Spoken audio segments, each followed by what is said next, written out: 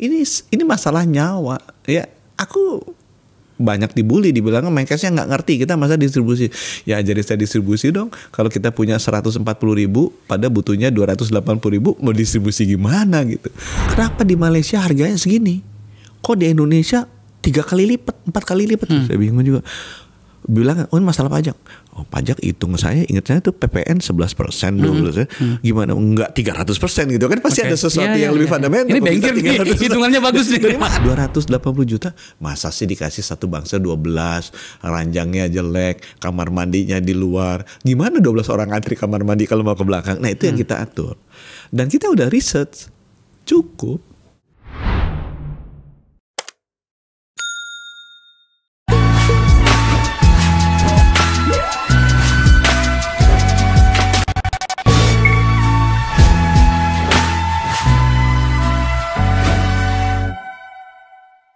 Bangsa ini harus bergerak ke depan dan harus melibatkan soal isu kesehatan di dalamnya.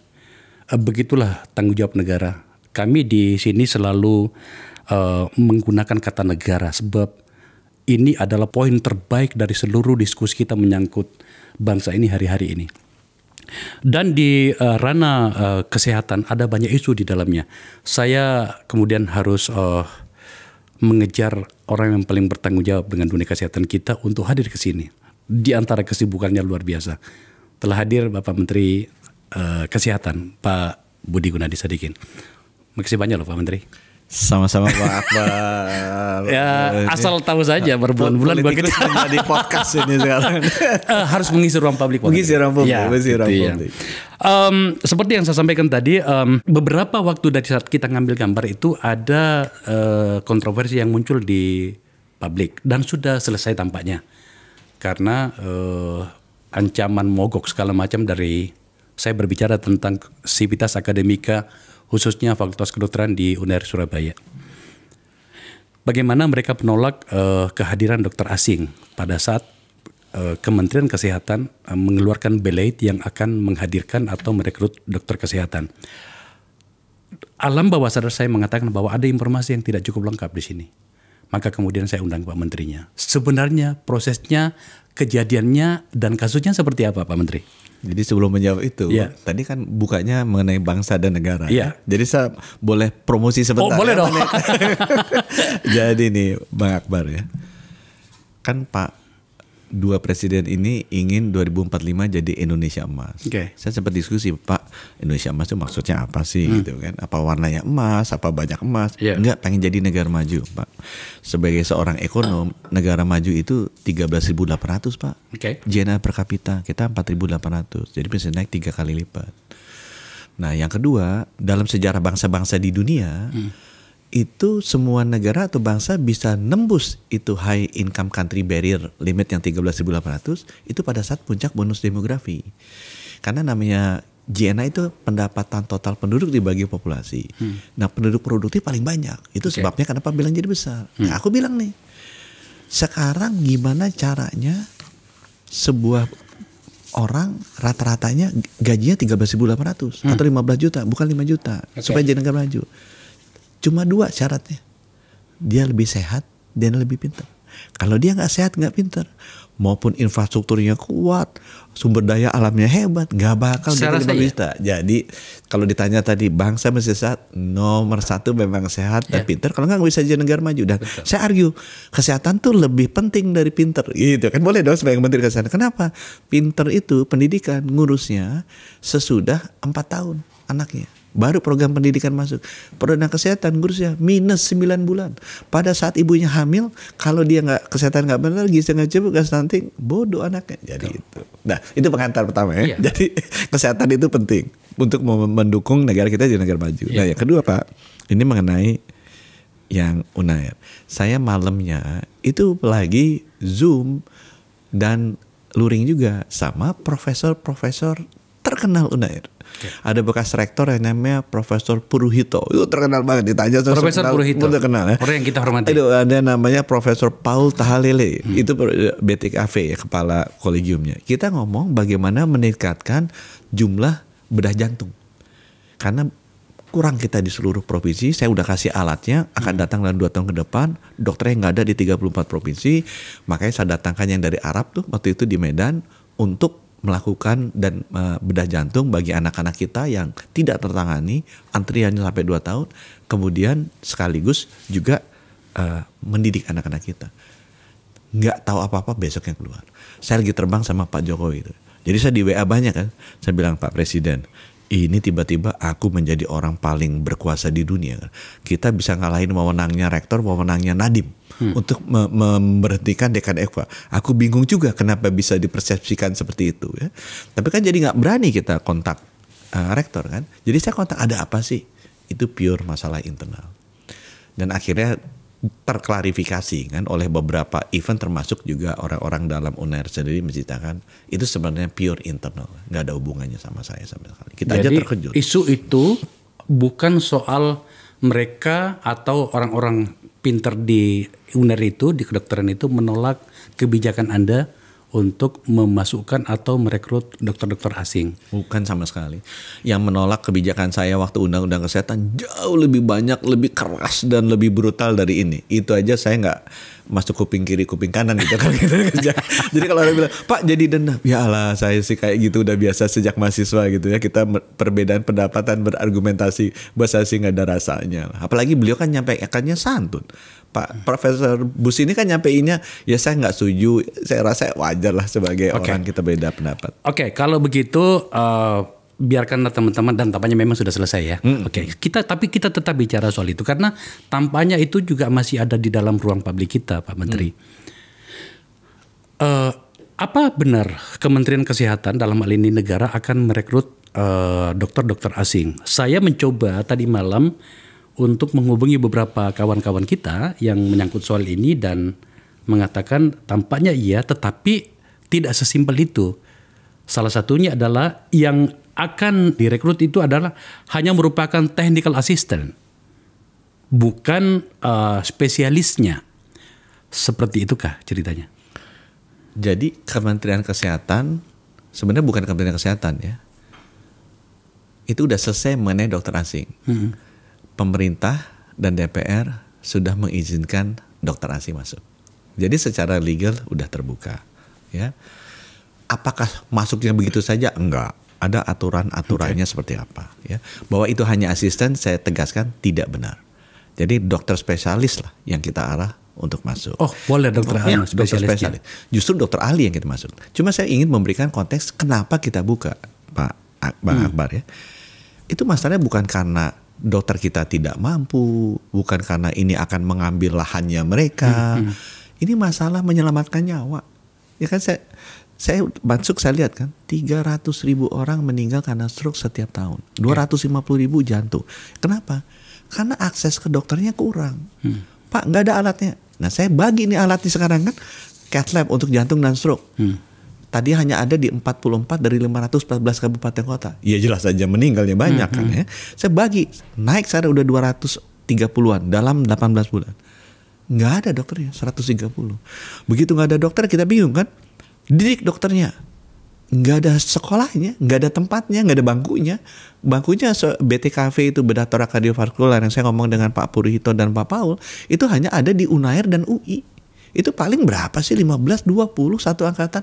Gimana kita mau menin 514 sampai berapa puluh tahun, dan ini meninggal setiap tahunnya 250.000. Jadi kita nunggu kan meninggal.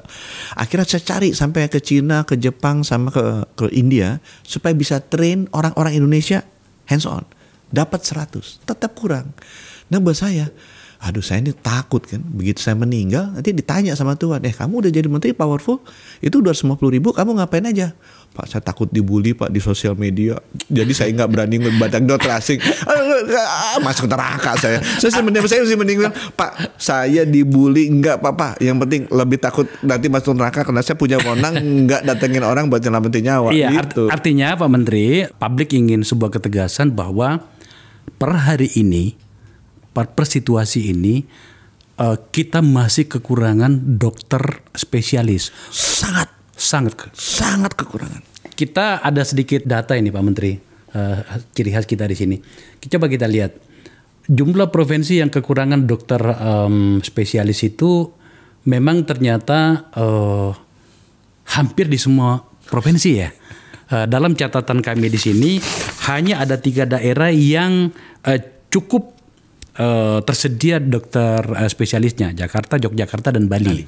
Oke. So ada data yang lain, lulusan dokter di Indonesia setiap tahun 12.000 dari 117 fakultas kedokteran di Indonesia. Saya interupsi sedikit. Waktu saya masuk itu cuma 92 dan itu di moratorium. Nggak boleh nambah. Jadi saya bilang, Nadiem, kita kurangnya tuh 120 ribuan dokter, sekarang lulusnya cuma 12 ribu, kenapa di moratorium? Katanya permintaan dari teman-teman di sektor kesehatan.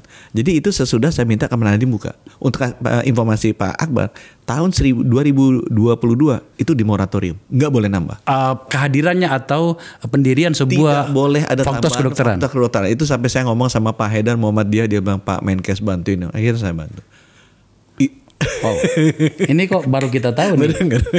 Memang kita beberapa kali mendengar bahwa memang agak ada kesulitan bagi lembaga pendidikan untuk menghadirkan fakultas kedokteran. Di moratorium, Pak. Karena mahal segala macam. Kalau boleh tahu Pak Menteri, waktu itu kenapa di moratorium? Aku tanya Pak Nadiem, kenapa di moratorium Pak Nadiem? Ini kurangnya masih by far. Kita setara dengan Tonga, Yemen, dan Bangladesh. Jumlah dokter kita jauh di bawah tim-tim, di bawah Filipina, di bawah Thailand, di bawah Vietnam. Oh, katanya permintaan dari sektor kesehatan. Ya, Yang dimaksud dengan sektor kesehatan itu apa, Pak Menteri? Itu kita masih bicaranya nanti Pak Akbar Faisal masih mengundang podcast. Iya. Tapi akhirnya dibuka sama Pak Nadiem, akhirnya dibuka. Karena begitu tunjukin datanya kan beliau lihat. Oh, dalam kurang. Pak Menteri, sorry, mohon maaf. Saya terbiasa dengan data ya. Yang nanti kalau podcast ini keluar, pasti nanti ada komen-komen yang marah. Nah, saya rasa kira-kira iya, tapi kan kita sudah terbiasa dengan itu, Pak Menteri. Organisasi kedokteran ID, saya nggak ngerti. ID sekarang sudah nggak ada ya? Ada ya? Masih ada. Itunya Kemenkesnya tidak sepowerful itu untuk membubarkan organisasi. Yang gitu. Kemarin yang ribut-ribut dengan menteri sebelumnya. Oh, Mas, iya biasa aja kan. Tapi dia artinya ID masih ada. Masih ada. Dengan kewenangan yang sama, nggak lagi ya? Kewenangannya sebagian sudah dialihkan ke negara. Nah, hubungannya dengan yang tadi itu bahwa menurut ID itu kita sebenarnya oversupply untuk dokter seperti yang kita bicarakan. Yang benar yang mana, Pak Menteri? Pak, yang benar kalau saya ngomong kan bias. Bapak Google aja atau tanya ChatGPT, gitu kan bisa lihat. Rata-rata kedokteran dunia nanti keluar tuh 1,76 per 1000. Jadi kalau Indonesia 280 juta, hitung aja Pak. Kita butuhnya mungkin sekitar 400.000 dokter. Bapak kan tahu ada catatan kita berapa. Ini coba lihat Pak ini. Lagi-lagi kita bermain data ya. Sebaran dokter di Indonesia dari 38 provinsi tadi saya sudah sebutkan, Jakarta, Jogja, dan Bali. Memang di Gorontalo itu beberapa jenis spesialisasi itu juga lebih dari target rasio. Boleh juga nih Gorontalo nih, ya kan? Oke, meskipun memang penduduknya sedikit ya. Provinsi yang hampir semua spesialis kekurangan, apalagi ini nih, ini di daerah timur ya. Nah, coba kita lihat yang di sebelah kanan ini, rasio dokter dibanding dengan pasien. Nah itu berarti 1,76 per 1000. Iya makanya lah. Begini loh Pak Menteri. Dan itu di Google Pak. Lihat di laporan WHO. Oke, tapi kan menterinya ada di depan saya. Boleh dong saya tanya gitu kan. Maksud saya adalah ini perlu kesepakatan informasi kita. Agar jangan kemudian kita publik ini dibuat menjadi kebingungan. Ini sebenarnya nih orang-orang yang dedicated untuk itu kenapa berbeda informasinya. Di satu sisi menterinya sebagai otoritas penuh mengatakan sangat kurang, disampaikan barusan, tetapi ada organisasi kedokteran yang dulu kita dengar sangat powerful itu mengatakan lebih. Sebenarnya bukan organisasi, ada beberapa oknum yang memang tidak bisa menerima fakta bahwa WHO bilang begini, World Bank bilang begini. Saya kan meeting dengan Menteri Kesehatan G7, G20, APEC. Nggak ada satu Menteri Kesehatan yang bilang kita tidak kekurangan dokter. Jadi kan kalau kemudian kita bilang kita cukup, masalah distribusi. Dari mana angkanya? Dari mana angkanya? Deniability-nya tinggi sekali dan kasihan publik. Karena publik tidak akan mendapatkan akses. Orang datangnya ke dukun nanti, nggak ke dokter karena dokternya nggak ada.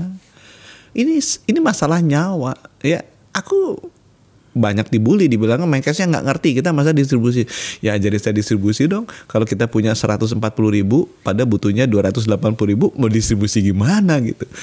Dikasih ke siapa orang paling pintar sedunia juga belum tentu dia berhasil mendistribusinya. Bahkan kalaupun distribusinya pas atau tercukupi atau sesuai dengan yang diharapkan, kan kemudian problemnya lainnya sudah mengikuti Pak Menteri. Katakanlah misalnya soal alkesnya di daerah itu. Saya ini orang kampung Pak Menteri. Saya nggak ngerti kalau Pak Menteri orang kota mungkin ya. Saya orang kampung beneran gitu ya. Di mana kemudian fasilitas itu menjadi sangat terbatas di sana. Bagaimana pemerintah dalam hal ini meyakinkan kita soal itu? Ini transisi bicara ke fasilitas ya. Pak Akbar tahu standar dokter boleh praktek di berapa tempat di Indonesia? Surat izin praktek. Udah pernah dengar? Terima. Itu 3. Di luar negeri 1. Jadi 1 dokter di sini boleh kerja di 3 perusahaan. Di luar negeri hanya boleh di 1 perusahaan. Fakta itu artinya apa? Artinya jumlah dokter kita cuma 1/3 dari yang dibutuhkan. Betul kan? Jadi kalau dikali, jadi semua fasilitas kesehatan, jadi Bang Akbar nih kalau manggil ya, selain kita bicara dengan dokternya, panggil dirut-dirut rumah sakit itu. Kamu gampang apa mudah cari dokter? Itu kan banyak. Khairul Tanjung mau bikin rumah sakit, Yusuf Kala mau bikin rumah sakit, semua mau bikin rumah sakit. Cari dokternya gimana? Itu kan the best ini kan supaya fair. Ya kalau saya bilang SIP-nya 1/3, luar negeri 1/1, artinya dokter kita tuh cuma 1/3 dari yang dibutuhkan. Nah kalau dikali 3, nah kira-kira pas emang angkanya. Nah ini pertanyaan ini menjadi berkembang kalau bagian ini Pak Menteri. Sekaligus saya mau protes sebenarnya. Kenapa di Indonesia dokter itu bisa berpraktik di banyak tempat? Katanya sudah tidak lagi.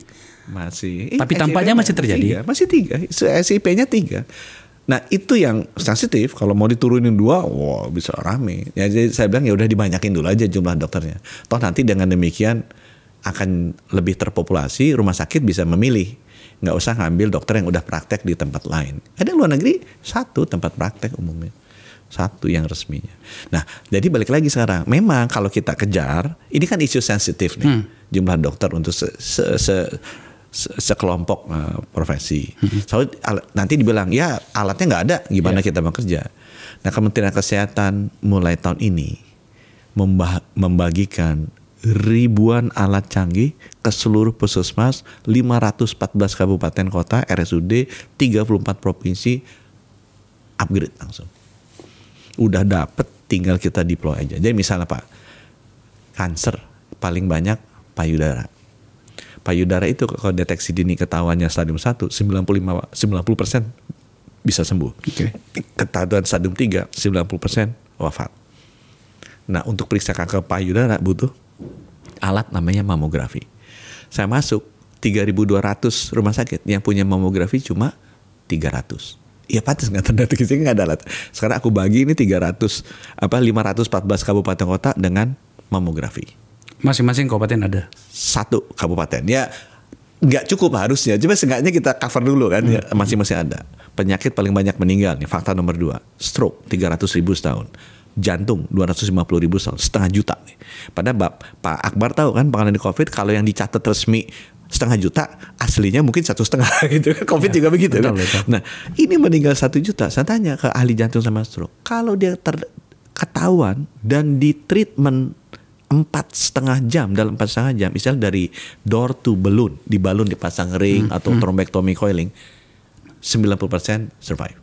Kalau lebih dari itu turun 70%, nanti di bawah 12 jam turun lagi, akhirnya meninggal atau cacat.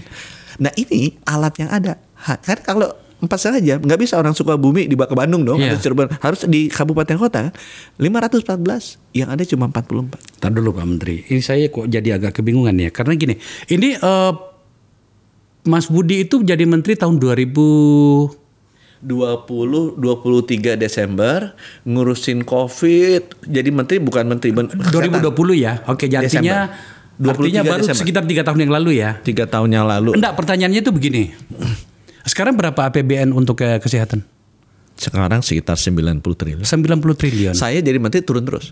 2021 250T, 2022 130, 2023 90, sekarang 80-an. Kalau itu jangan dikeluhkan Pak Menteri, semua teman-teman Anda yang datang ke sini mengeluh semua. Cuman saya turunnya 250 dan saya nggak komplain. Karena masih banyak bisa diefisiensikan. Komplain juga boleh kok. Enggak, kalau saya nggak komplain.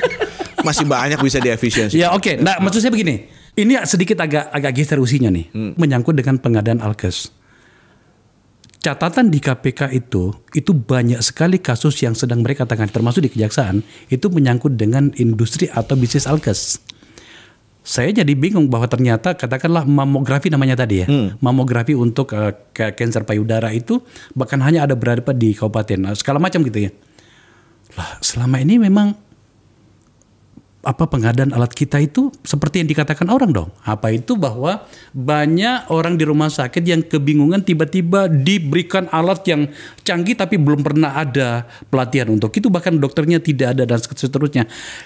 Kesimpang siuran informasi seperti ini Pak Menteri loh yang membuat kita bingung. Bahwa tata kelola pengadaan alat kesehatan sangat harus diperbaiki. Saya setuju. Karena saya kan ini kan bankir kan, jadi semua yang punya rumah sakit temannya saya kan. Jadi saya nanya tuh, oh rumah sakit saya beli harga segini misalnya dulu kan, di sana beli berapa? Kan bedanya jauh. Pak ini belinya di e-katalog. E-katalog kita tuh udah termasuk buffer buat ini, buffer buat itu, buffer buat ono gitu kan. Jadi harga yang resmi dipakai di e-katalog itu kan bisa berapa persen, 20-40% lebih tinggi daripada yang di sana. Itu tata kelola itu mesti diberesin. Dan saya udah pastiin sekarang itu diberesin. Ya nggak ada lagi karena kita bisa beli lebih banyak kan untuk melayani rumah sakit. Yang kedua, ini emang chicken and egg. Selalu orang bilang jadi banyak debatnya 6 bulan karena ini alkesnya dulu orangnya dulu gitu. Dia bilang nih nggak kerja. Itu akibatnya 70 tahun nggak selesai masalahnya. Jadi saya bilang oke, alkesnya aku kasih. Sekarang udah kasih misal cath lab dari 44 udah jadi 200. Dokternya nggak ada 130 kan. Cari dokternya. Pak butuh mahal. Aku kasih beasiswa. Ngomong ke Ibu Ani LPDP dikasih 2.000. Aku kasih nih 2.000. Kan kita cuma nyari 100. Masa nggak bisa sih tahun ini dapat 100. Ini masalah gitu kan. Nggak ada tempatnya. Bangkunya nggak ada. Sekolahnya nggak ada. Yang tadi tadi kirim ke luar negeri. Aku bilang 100 dibayarin penuh oleh negara. Sekarang saya udah dapat 15 di Jepang, 90 Cina, 40 India, 15 Malaysia, kirim dokter-dokter kita. Dulu kan kalau dokter kita belajar di sana pulang nggak boleh praktek. Sekarang kan izin udah saya. Jadi udah boleh praktek. Sekarang sudah boleh? Udah boleh. Karena gini, saya pernah dapat kasus ini Pak Menteri. Saya berkunjung ke Saint Petersburg itu di Rusia. Itu saya ditemui oleh anak-anak. Pak, saya fakultas kedokteran di sini. Terus apa masalahmu? Saya pulang nanti nggak bisa jadi dokter loh. Saya bilang kenapa? Nah, ini sudah bisa ya? Udah bisa. Oh. Ya, sekolah-sekolah tentu jangankan yang di Saint Petersburg. Saya punya teman, misalnya lulusan Harvard Medical School, belajar di Mayo, mau balik ya susah juga. Informasi bagus nih. Sebenarnya kenapa ya ada kebijakan itu? Ya dulu sulit diterima gitu kan. Karena ya terlalu pintar atau mungkin salah satu pernah bilang Pak di Amerika kan nggak ada malaria. Jadi nggak diajarin, di sini ada malaria, kita lebih advance. Jadi mesti 2 tahun dulu di Papua belajar malaria dulu. Siapa yang mau? Harvard Medical School, belajar di Mayo Clinic ya. Saya senang informasi ini Pak. Lucu-lucu itu ada. Iya, setidaknya kalau saya misalnya ditanya oleh adik-adik kita yang ada di luar sudah punya jawaban bahwa bisa. Menteri Kesehatan secara resmi di depan saya mengatakan bisa. Bisa ya? Bisa. Nih, ini ada proses adaptasi ya, tapi bisa dan jelas adaptasi dan ini. Oh, oke. Nah, di undang-undang udah masuk. Nah, oke, kita masih bicara tentang dokter. Jadi pada isu dokter ini sebenarnya Pak Menteri, Anda sudah 3 tahun jadi menteri, itu problem utama yang harus Anda pengen sharekan ke publik itu apa? Ini satu, ya. Jadi ini cerita ekonom dulu. Ya. Karena saya orang ekonomi. Orang sehat kenapa pengen sehat? Aku tanya. Pengen usia panjang kan? Gak ada orang sehat yang pengen mati cepat kan? Jadi saya ukur tuh usia sebagai target. Amerika itu rata-rata 79 tahun. Dia mesti keluarin biaya kesehatan $11.000 per kapita. Itu sama dengan Panama dan Kuba yang 79 tahun, dia ngeluarinnya 1.900. Saya udah bercanda sama temen menteri Amerika. Gue kalau udah 70 tahun pindah ke Panama Kuba, kenapa? Umurnya sama, tapi spend kesehatan 20% dari yang di Amerika. Nah, itu beda-beda. Jepang 84 tahun, hanya 4.800. Paling hebat Singapura, 84 tahun, 3.300. Kenapa itu bisa terjadi, Pak? Ini yang paling penting. strategi kesehatan nasional yang harus dilakukan oleh seluruh Menteri Kesehatan, bukan saya, adalah menjaga orang tetap sehat, bukan mengobati orang sakit. Pak, Fakultas Kedokteran mendidik kita untuk mengobati orang sakit. Yang harus dilakukan Menteri Kesehatan adalah menjaga tetap sehat. Pak Akbar, sebagus-bagusnya kamar tidur rumah sakit, saya yakin Pak Akbar lebih senang tidur di kamar tidur Bapak yang lebih jelek daripada rumah sakit. Jadi, nah ini promotif preventif lebih penting dari kuratif. Puskesmas Posyandu lebih penting dari rumah. Bukan rumah sakit aku bilang nggak penting ya, coba jangan salah ya. Tapi prioritas harus diberikan ke Puskesmas Posyandu, bukan hanya ke rumah sakit selama ini. Harus diberikan ke kader, perawat, bidan yang ada di puskesmas, bukan hanya dokter spesialis. Harus diberikan ke screening, bukan hanya pengobatan. Nah itu yang sekarang Kemenkes lakukan. Kita lakukan ini sepi dari publikasi karena ini nggak dikotomi publik, nggak rame. Ini rame kan karena ini elit kan. Ini yang menyentuh ratusan juta masyarakat. Ini nggak rame. Orang Pak sakit jantung, cancer, stroke itu penyakit kronis. Artinya apa? Itu nggak ujuk-ujuk Bapak kena stroke. Itu 10 tahun Bapak nggak disiplin kena stroke. Kalau Bapak ketahuinya 10 tahun sebelumnya, Bapak hidupnya akan terus sehat, bisa hindari. Jadi kita lakukan apa Pak? Contoh ya, promotif preventif cuma 2. Imunisasi sama screening. Imunisasi kita naikin dari 11 sampai 14. Ini orang sepi nih. Salah satunya apa? Yang paling rame sebenarnya. Di dunia dipuji. Itu HPV. Itu kanker cervix. Membunuh nomor 2 wanita di Indonesia, kanker. Ratusan ribu mati. Ini ada imunisasinya kayak COVID. 7 tahun pilot project yang dijalanin.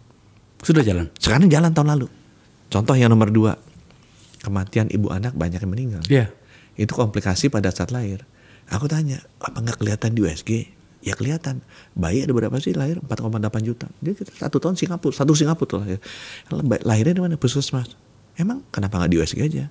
Pak, di puskesmas 10.000 yang ada USG cuma 2.200. Oh, jadi kalau ada ibu hamil di USG di Indonesia, isinya apa? Itu 22% elit wanita hamil Indonesia. Karena yang 70% lagi-lagi kembali ke situ ya ternyata. Ditebar sama saya 7.800. Pak, selesai udah 18 bulan. Misalnya nimbang bayi, stunting. Screening ya kan preventif tuh immunization and screening. Jadi screening itu bisa screening gula. Kalau kita kan biasa screening gula, screening ini bisa juga screening apa kayak tadi ibu hamil pakai USG, bisa juga screening gizi. Biasanya pakai alat antropometri ditimbang. Itu kenapa kita stunting?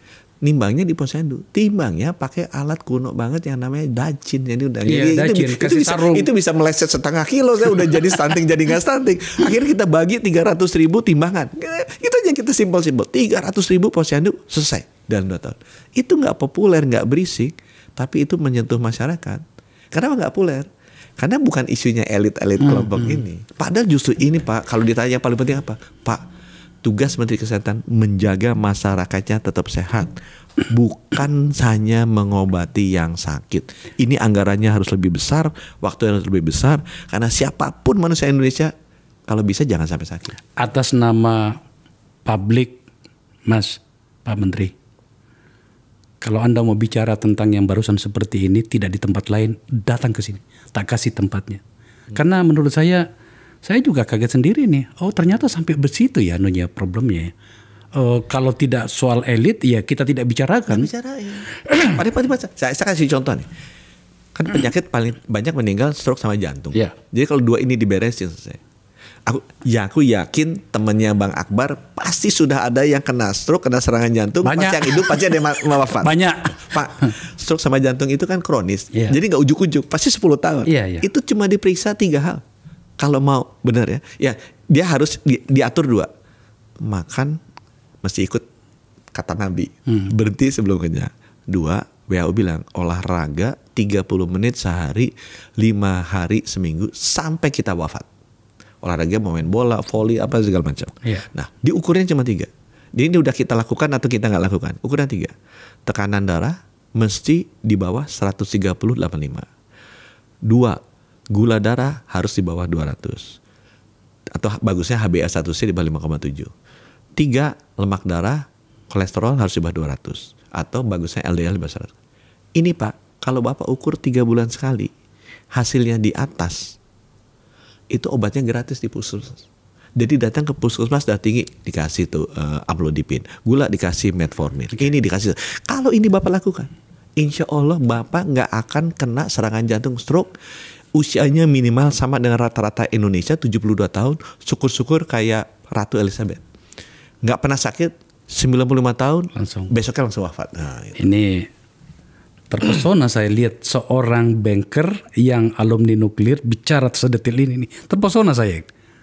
Karena banyak yang gurunya banyak. Oke, saya terima kasih Pak Budi soal itu. Sungguh-sungguh ya sering kita dengarkan ya, tetapi kadang-kadang kita tidak awas soal itu. Dan kita nggak action dan nggak jadi tidak menjadi isu ya gitu. Padahal ini lebih penting buat masyarakat. Oke, saya kembali ke alur kita tadi bahwa saya lagi-lagi mohon maaf, lagi-lagi harus mewakili publik dengan berbagai pertanyaan yang ada.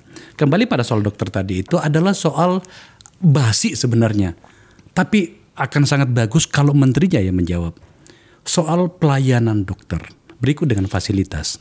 Beberapa waktu terakhir ini isu tentang berobat ke luar negeri, terutama Malaysia ya. Bahkan sekarang sudah berpindah nih dari Malaysia pindah ke Bangkok gitu ya. Bahwa kemudian memang pelayanan rumah sakit kita CQ dokternya memang ada yang bermasalah, iya, meskipun kebetulan dokter-dokter yang merawat saya itu teman-teman semua jadi enak lah gitu ya. Tapi seperti ini apa yang dilakukan oleh kementerian? Pak, saya ini tahu ini isu sensitif ya, tapi saya mau cerita begini. Ini dari perspektif normal tanpa itikat menjelek-jelekan. Ada profesi-profesi yang punya kode etik, Pak. Misalnya nih, dokter punya kode etik dokter, bankir punya kode etik perbankan, wartawan punya kode etik jurnalis. Kenapa sih Pak profesi ini punya kode etik di mata pengamatan saya sebagai orang awam? Karena mereka profesi ini bisa hidup karena ada trust masyarakat ke dia. Contoh, misalnya ini kan ngomong wartawan, ini media lah kan. Dulu wartawan pakai koran kan. Kalau orang ternyata lebih percaya podcast daripada koran, apa yang terjadi? Bisnis koran sama dia turun kan. Jadi ini masalah kepercayaan bisnis ini. Sama bankir nggak percaya sama bankir, dia mau ngomong apapun nggak ada bisnisnya. Dokter juga sama. Nah yang saya agak khawatir ya di orang luar, dokter kita bagus-bagus, cuma sudah terjadi itu pergeseran trust dari publik ke Singapura, dulu orang-orang kaya, ke Malaysia, dulu orang-orang kaya. Yang saya khawatir apa? Sekarang turun ke orang menengah loh. Yang pergi itu nggak semua orang kaya. Orang menengah sudah mulai geser ke Malaysia, ke Thailand. Ini yang saya sebagai menteri kesehatan worry. Jangan sampai publik itu kemudian menurun kepercayaannya ke sistem kesehatan kita. Nah ini yang saya mati-matian sekarang mengajak. Yuk kita introspeksi diri. Nggak mungkin kita bisa memperbaiki kalau kita always feel that we are the smartest, we are the best, we are always uber alles. Kita hanya bisa memperbaiki kalau kita stay hungry, stay foolish lah kata Steve Jobs. Aku kan menterinya selalu dibilang sama profesor-profesor ini yang terkenal, menterinya dungu, menterinya tolol, menterinya emang saya dungu sih, ini saya dungu, tapi dengan dungu saya mau belajar itu kan. Lebih baik menurut saya daripada kita nggak belajar, nggak mau lihat, padahal negara lain udah maju. Karena sekarang orang jadi pindah.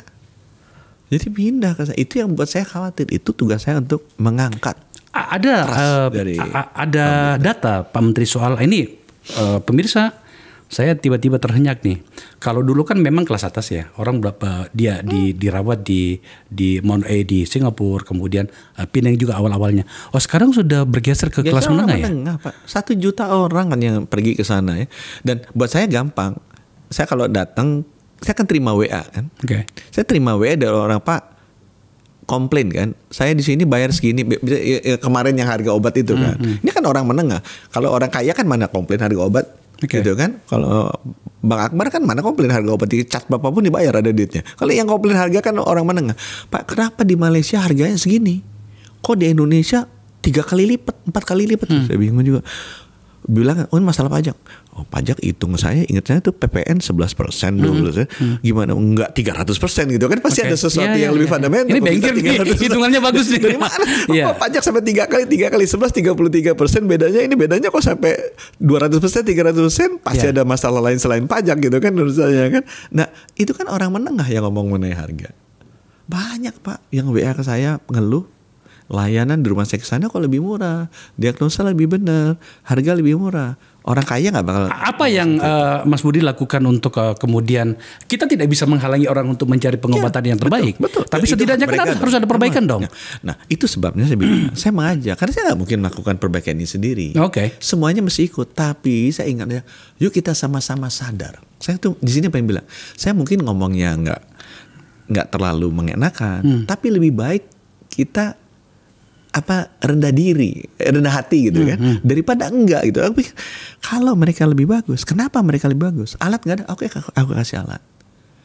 Dokter kurang, yuk kita tambah jumlah dokter. Jangan kemudian terus denial bilang enggak gini. Jadi perdebatan habis energi. Padahal orang makin lama makin banyak yang kerja di luar karena nggak bisa akses dokter. Dokter kita kan yang bagus-bagus ada. Cuma dokter yang bagus itu prakteknya udah sampai jam 2, jam 3. Per pasien udah 5 menit, 4 menit. Ya orang-orang ada yang mau ke sana, ya orang yang punya akses kan dia bilang, aduh saya pengen yang 10 menit, 30 menit. Dia kemudian pindah keluar. Nah ini yang kita masih sama-sama perbaiki.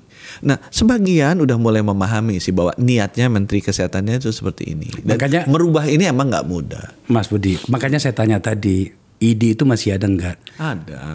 Saya ubah pertanyaannya deh. Saya bisa mengatakan lebih jauh dari itu Pak Menteri. Tapi saya ubah pertanyaannya deh. Apakah ID masih menjadi counterpartnya teman-teman di kesehatan?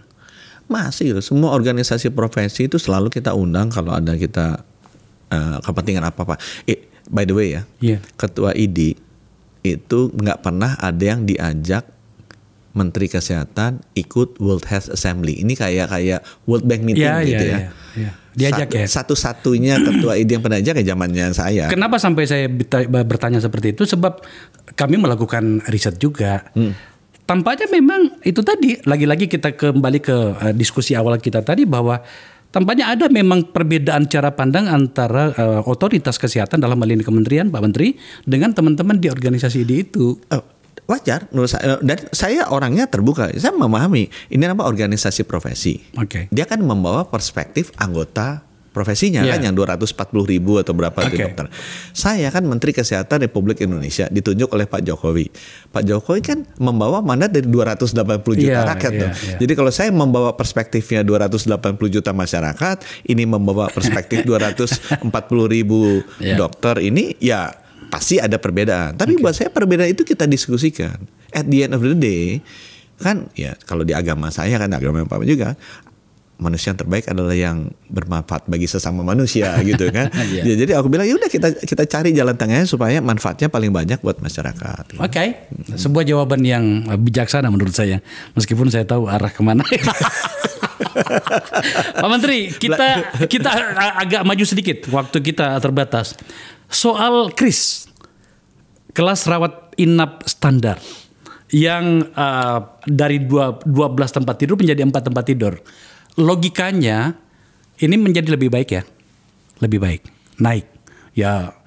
12 orang dalam satu ruangan tiba-tiba menjadi 4, harusnya memang kualitas menjadi lebih baik.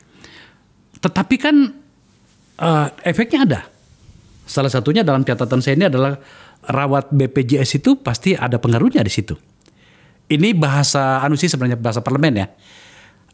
Apa penjelasan Pak Menteri menyangkut soal ini? Sebab ternyata ada tudingan di sini. Tudingannya agak ngeri-ngeri sedap nih. Apa? Ini pasti lobbynya perusahaan asuransi nih kalau kayak gini nih. Wah aku baru dengar. boleh juga tuh. Ya seperti apa jawabannya Pak Menteri? Jadi nomor 1 ya Pak ya. Ini memang membuat saya tidak populer di rumah sakit. Jadi emang jadi Menkes ini susah juga. Kalau kita mau mikirin mau lihat 280.000 apa mau lihat 3.200 rumah sakit gitu kan. Kalau begitu pindah kementerian aja nantinya. Tapi nanti dulu. Saya mau jelasin gini. Pak itu bukan hanya tempat tidur. Jadi tempat tidur kita minta 4. Ada satu lagi. WC di dalam. Itu kita nggak pernah dengar. Selama ini kan memang di dalam. Wah enggak, WC-nya share, Bapak di luar gitu, WC di dalam. Ada pembatas curtain. Jangan kayak barak-barak aja, dibatasin ini aja. Kalau ada yang meninggal jangan sebelahnya lihat dong gitu kan. Atau kalau ada ini mau ganti celana atau apa dikasih supaya lebih privacy. Kalau nggak salah AC kita minta. Nah ini tujuannya apa? Supaya lebih manusiawi buat masyarakat yang dapat BPJS. Karena ini kan orang-orang miskin. Ya kan, bukannya orang-orang kaya. Aku tahu beberapa orang-orang kaya jadi nggak suka gitu atau pengusaha-pengusaha. Tapi kan 280 juta, masa sih dikasih satu bangsa 12, ranjangnya jelek, kamar mandinya di luar. Gimana 12 orang antri kamar mandi kalau mau ke belakang? Nah itu yang kita atur. Dan kita udah research, cukup, tempat tidurnya cukup. Saya kan bankir, kita tahu EBITDA margin rumah sakit berapa. Kita tahu. Jadi, bagus, untungnya bagus. Tapi kan harga akan naik, Pak Menteri. Gitu. Harga akan naik kan? Apa? Harganya? Enggak, kita udah hitung bisa. Kita udah pilot project kan. Dengan iuran BPJS yang sekarang kita hitung. Oh, artinya tidak ada kenaikan harga? Enggak. Pelayanan? Enggak ada. Wow. Yang jadi dia buat kalau ini tergantung ya, kalau tanya 280 juta nggak tahu, mungkin teman-temannya Bang Akbar tuh aku nggak ngerti ya, tapi coba tanya rakyat yang BPJS 280 juta senang nggak dari 12 jadi 4, kamar mandi di luar jadi pasti senang. Harus senang dong gitu kan. Nah kita mau belain mana, belainnya sini belain sana. Aku sih belainnya 280 juta, yang ini ngomel-ngomel dikit nggak apa-apa, tapi nggak boleh bangkrut. Nggak gini, kalau jumlahnya saya pasti senang semuanya, tapi hanya soal harga saja, bahwa tidak ada kenaikan harga itu sudah jawaban yang bagus gitu ya. Iurannya tetap. Iurannya tetap. Iya, iurannya sekarang ini yang kris itu iurannya sekarang. Wahai teman-teman di DPR sana, inilah jawabannya gitu kan. Tapi Pak, aku mesti kasih ini ya. Bahwa iuran BPJS seumur hidup tidak akan naik, nggak benar juga. Bang Akbar kan ngerti kan, gitu kan. Tapi yang kita naikkan ini nggak ada hubungannya dengan kenaikan premi BPJS. Premi BPJS akan naik kalau memang secara keuangan aktuaria kita hitung ada gap. Betul. Gitu. Tapi pada bagian ini tampaknya memang ada pekerjaannya Pak Budi yang harus terus-menerus dilakukan. Dan ini gugatan publik nih. Banyak, tidak boleh saya katakan semuanya rumah sakit. Banyak rumah sakit itu menomortujukan yang namanya pengguna BPJS sekarang ini. Saya pernah jadi korbannya, bahkan Akbar Faisal loh. Sampai saya harus ngamuk di situ. Oh mohon maaf Pak. Ya. Tapi ini tampaknya akan menjadi pekerjaan yang tidak akan selesai sampai kemudian negara betul-betul bertindak sangat tegas bagian ini, Pak Menteri. Apa jawaban Anda? Pak, ini karena Bang Akbar kan juga punya pengetahuan ekonomi kan. Kenapa Amerika bisa 11.000, outcome-nya 79, Singapura 3.300, Australia 84. Pak, karena layanan kesehatan itu pricingnya punya masalah besar dua. Satu, di seluruh dunia kecuali India, selama 20 tahun terakhir, pertumbuhan biaya kesehatan per kapita selalu lebih tinggi dari pertumbuhan GDP per kapita. Bahasa awamnya, Bang Akbar gajinya naik pendapatannya 10% per tahun. Istri yang Bang Akbar minta jatahnya dia naik 20% per tahun. Nggak bakal cukup. Urusannya di ujung cari suami baru, cari suami baru. Ya karena sustain kan nantinya kan. Itu yang terjadi. Nah kenapa ini terjadi? Dan gapnya bisa beda banget tuh Singapura sama Amerika. Karena informasinya asimetrik. Saya kasih contoh. Di perbankan ada money changer jual dolar 16.000. Ada yang jual 20.000. Apa kita beli? Nggak bakal kita beli. Karena semua publik tahu dolar itu 16.000. Di kesehatan, sunat misalnya. Di puskesmas misalnya. 500.000, RSUD 1 juta, bedanya udah 100%. Rumah sakit swasta 5 juta, bedanya 1000% gitu kan. Harga obat sama segala macam. Kenapa? Karena informasi tidak simetris. Misal mau usus buntu, mesti di CT scan. Pasiennya disuruh gitu, dia lakukan juga karena dia nggak ngerti. Nah, ini yang menyebabkan bahwa kontrol harga itu penting. Karena selama ini publik tidak memiliki akses informasi yang simetris, berbeda dengan sektor-sektor lain. Beli McDonald's, beli apa kan kita tahu. Nah, itulah gunanya asuransi. Jadi saya kalau ditanya, BPJS yang memang gunanya untuk mengontrol supaya health expenditure ini jangan abusive. Jangan naiknya gila-gilaan. Jadi saya bilang, kalau di rut rumah sakit pasti komplain saya mengenai BPJS. Aku bilang gini, kalau di rut BPJS itu dipuji, disenangi oleh seluruh rumah sakit, dia gagal total. Dia gagal. Setuju saya. Kalau di Dirut BPJS itu tidak ada mau rumah sakit yang kerja sama dia. Saking pelitnya dia gagal.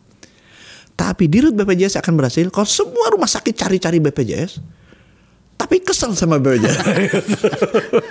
Dan dia ngadu ke Bang Akbar Faisal mengenai BPJS. Benci tapi rindu itu bersatu di situ gitu kan. Saya suka jawabannya Pak Menteri. Nah, ada satu isu nih yang tampaknya ini akan tidak menyenangkan buat Anda nih. Soal BP POM. Seharusnya kan ada pihak yang mengawasi atau isi pengawas tidak satu rumah dengan yang diawasi. Kira-kira seperti itu ya. Oke. Kenapa Kementerian Kesehatan seperti atau tampaknya tidak ingin BP POM diratifikasi? Ini sebenarnya bukan hanya kebijakan Kementerian Kesehatan, ya. Tapi di pemerintah kita melihat ini, Pak. Jumlah badannya ada itu jauh lebih banyak dari kementerian. Jumlah badannya lebih banyak dari kementerian. Seperti apa saja? Saya nggak ingat ya, mungkin misal BNPT, BPOM, BRID itu kan badannya juga pakai B, Badan Pangan Nasional, badan apa? Itu tuh mungkin jumlahnya saya nggak hafal, mesti tanya Pak Azwar Anas dan nanti bisa dipanggil Pak Azwar Anas, bisa diajak interview. Mungkin 150-an. Semua badan ini ada undang-undangnya. Sebagian. Sehingga pada saat presiden terpilih ingin melakukan restrukturisasi, atau pemerintah ingin melakukan efisiensi dan restrukturisasi, prosesnya panjang sekali ngubah undang-undang. Sehingga dengan demikian pemerintah dan saya sebagai bagian dari pemerintah memahami dan sangat setuju. Ini kan ranahnya eksekutif. Harusnya itu dikontrol oleh pemerintah. Dalam hal apa? Dalam hal PP. Nah itu sebabnya sekarang bukan hanya BPOM. Badan-badan lain disimplifikasi oleh pemerintah dan kita atur dalam bentuk PP. Dan udah ada PP-nya BPOM. Udah benar. Jadi dia diatur dalam bentuk PP. Teman-teman di DPR itu protes. Ada 80% DIM-nya itu belum dibahas tapi kemudian sudah dimasukin. Seperti apa peristiwanya? Sebenarnya memang ini kan inisiatif dari DPR tahun 2000 berapa ya? 2019 sampai 2020. Tertunda sehingga dalam masa tunda ini keluar Undang-Undang Cipta Kerja. Yang semua izin-izin itu masuk ke sini kan Undang-Undang Cipta. Keluar Undang-Undang Kesehatan yang semua regulasi masuk ke sini. Jadi begitu Undang-Undang BPOM ini keluar, ini kan sudah lama didiskusikannya. Itu sudah 100% masuk di undang sini dan sini. Jadi kan nggak mungkin kita bisa dan undang-undang omnibus Pak Akbar tahu kan nggak bisa di overrule gitu dengan undang-undang lain kecuali dia ganti undang-undang omnibusnya. Jadi secara teknokratik penyusunan undang-undang ini akan apa yang dimasukkan tuh udah tercantum di Undang-Undang Omnibus Cipta Kerja dan Undang-Undang Omnibus Kesehatan. Tapi kenapa teman-teman DPR protes? Sebab harusnya kan dibahas dulu baru, katakanlah misalnya kalau ada DIM yang tidak setuju gitu ya. Ini tuh kok langsung 80% katanya itu. Enggak, Bang Akbar kan pernah di DPR kan. Kan DPR kirim. Kita kirim juga kan respons kita. Baru pembahasan terjadi, begitu kan? Betul. Ya itu sekarang di situ. Jadi DPR kirim begini. Kita lihat Pak, ini udah ada semuanya di dalam. Yuk kita bahas sama-sama. Jadi benar kita akan bahas dan sekarang sedang berjalan pembahasannya. Bukannya kita nggak dibahas, ini sekarang akan dibahas. Tapi posisi kita semua yang diajukan itu sebenarnya udah ada di Undang-Undang Cipta Kerja dan Undang-Undang Kesehatan dan akan sangat sulit loh kita cantumkan lagi kan? Nggak bisa kan secara teknikal kan nggak bisa. Itu jawabannya untuk mekanismenya ya. Dan isinya substansinya.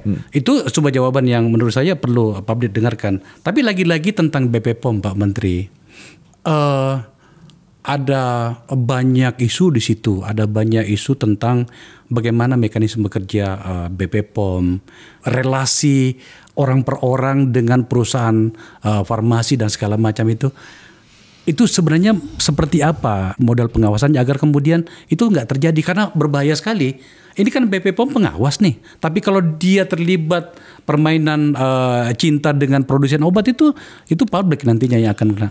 Itu memang yang harus dilakukan buat saya bukan hanya BPOM ya, Terus terang juga apakah Kemenkes 100% bersih dari itu kan saya mesti dengan rendah hati bilang enggak. Tapi kan mekanismenya ada yang sekarang tanpa perlu menambah yang baru. Misalnya Pak, BPK ngaudit udah ada. BPKP meriksa udah ada. Parlemen ngawasin itu kan udah ada gitu kan. Kemudian apalagi KPK kalau perlu mau ada yang korupsi segala macam udah ada. Semuanya tuh udah ada. Cara pengawasnya tinggal kita laksanakan aja. Dengan Indonesia kan sebenarnya udah kebanyakan aturan Pak Kabar. Nanti kita bingung sendiri eksekusi. Ini masalah eksekusinya aja yang masalah kan. Bukan dengan menambah aturan ini akan menyelesaikan masalah. Udah banyak kok lembaga-lembaga yang mengawasi yang harusnya memang tinggal kita sempurnakan aja ininya eksekusinya. Artinya ya Pak Menteri ingin mengatakan bahwa dalam konteks BP POM itu peristiwa-peristiwa yang mengancam publik dengan relasi yang tidak sehat tadi itu tidak akan ada lagi. Harusnya bisa dihindari dengan menggunakan mekanisme regulasi pengawasan yang ada sekarang, cuma dilakukan dengan lebih baik. Gitu aja. Yang paling ekstrim dari undang-undang atau aturan main yang baru ini apa menyangkut dengan yang kita bicarakan? Saya terus terang nggak inget ya, tapi yang di mata kami ya, di mata pemerintah, dan kita kan bertujuh, saya sebagai ketuanya waktu itu posisi pemerintah adalah BPOM tetap sebaiknya dalam regulasinya diatur oleh peraturan pemerintah. Dengan demikian fleksibilitas pemerintah sebagai eksekutif untuk bisa memperbaiki, mengembangkan, mengubah, kalau perlu menutup suatu saat, kita nggak tahu kan rencana pemerintah ke depan seperti apa, itu ada di tangan pemerintah. Itu aja sebenarnya. Artinya Pak Menteri mengatakan bahwa undang-undang BPPOM tetap berada di dalam undang-undang Kementerian Kesehatan dan undang-undang Cipta Kerja, karena izin Cipta Kerja Pak. Kalau misalnya itu kita tempatkan dia otonom, itu bagus nggak bagi kita? Atau malah sebaliknya? Saya bilang sekarang pun dia sudah relatif otonom ya. Udah sangat otonom. Aku nggak ngerti ya. Kalau otonom definisinya adalah lapor ke otonom adalah punya undang-undang sendiri. Aku bilang dia udah lapornya kan ke presiden melalui saya, sama seperti BPJS kan, udah ke presiden melalui saya. Logika otonomnya itu barangkali gini. Anggarannya udah juga ke DPR langsung kan, BPOM anggarannya beda dengan saya. Betul, dan maksud saya gini, otonomnya itu begini. Kan Kementerian Kesehatan kita buat menjadi bahasanya sederhana, dipahami oleh penonton kita di sini. Menyangkut dengan obat-obatan, kira-kira gitu ya. Kemudian ada lembaga pengawas yang bernama BP POM untuk soal itu ya. Maka kemudian di pikiran orang alangkah baiknya kalau misalnya dalam otorisasi Kementerian Kesehatan menyangkut obat-obatan ini lebih bagus diawasi oleh sebuah lembaga yang tidak berada atau satu rumah dengan yang diawasinya. Itu kira-kira logikanya begitu. Dan saya bilang BPOM sekarang sudah tidak satu rumah dengan Kementerian Kesehatan. Sudah tidak lagi ya. Anggarannya beda sendiri Pak. Kalau anggaran sih iya, tapi kewenangan? Organisasinya beda sendiri, kewenangan beda sendiri. Cuma kewenangan dia adalah pengawas ya. Regulasi di kita, karena memang regulator dengan operator pengen dibedakan. Ya, betul. Jadi regulasi di kita, pengawasnya BPOM. BPOM bisa mengawasi semua pemain-pemain apakah mereka mengikuti regulasinya Kemenkes. Dan Kemenkes tidak bisa mengawasi mereka. Itu sih batasan itu jelas. Ada China wall-nya itu jelas ya. Menurut saya sih, kalau saya lihat sih udah jelas. Mungkin ada apalah ego pengen ini itu biasa di mana-mana kan normal manusia. Senang saya mendengarkan jawaban Pak Menteri. Terakhir Pak Menteri, ini ada video teman kita ini bertanya di ruang ini, dan kalau saya tidak teruskan saya nanti dianggap bahwa saya menyembunyikan atau tidak meneruskan permintaan mereka di podcast ini. Iya, selamatkan nasib 532 bidan D4 pendidik yang sudah lulus P3K 2023, namun karena katanya ada kesalahan ya dari pemerintah dibatalkan, tidak dikeluarkan SK. 500 orang itu 532 di seluruh Indonesia. Ini dalam kewenangan Kementerian Kesehatan. Kementerian Kesehatan dan BKN. Apa jawabannya? Ini balik lagi di masalah eksekusi. Jadi aturan udah dibikin. Yang rekrut bidan itu kriterianya seperti ini. Datang dikasih ke BKN. Sama BKN juga BKN itu apa sih? Di bawah Menpan RB, di bawah badan ini ada badan Mas juga. Anas datang ke sini dong. Nanti bisa undang Panas, Jadi udah yang di daerah-daerah biasa kan. Teman-teman di daerah tuh bisa melakukan sesuatu yang nggak sesuai dengan yang diatur kan. Begitu dia rekrut, dia minta kan. Sama BKN ditolak. Kenapa? Nggak sesuai dengan aturannya kita. Gitu kan jadi ya. Ribut yang sini. Padahal dia udah rekrut duluan. Nah itu kejadiannya. Harusnya kan dia nggak boleh rekrut. Karena kriterianya udah ditaruh BKN berdasarkan kita. Jadi Kementerian Kesehatan itu bilang ke BKN. Kalau merekrut bidan gini-gini syaratnya. BKN kemudian keluarin aturan. Gitu. Dia keluarin aturan, daerah rekrut. Ini rekrutnya beda dengan yang ini. Jadi waktu mau diresmikan sebagai ASN pegawai negeri. Kan ditolak sama dia. Ya kejadian di lapangan kejadian kayak seperti itu kan. Banyak penjelasan dari Pak Menteri. Tapi pertanyaan terakhir ini saya nggak tahu. Tapi apa salahnya saya tanyakan? Siapa tahu saya beruntung. Ini kan akan berakhir pemerintahan nih. Akan berakhir 20 Oktober. Ini kira-kira Mas Budi kemana nih? Saya? Saya akan berhenti jadi menteri. Pasti dong. Kalau berhenti di Kementerian Kesehatan, geser kemana kira-kira? Kenapa?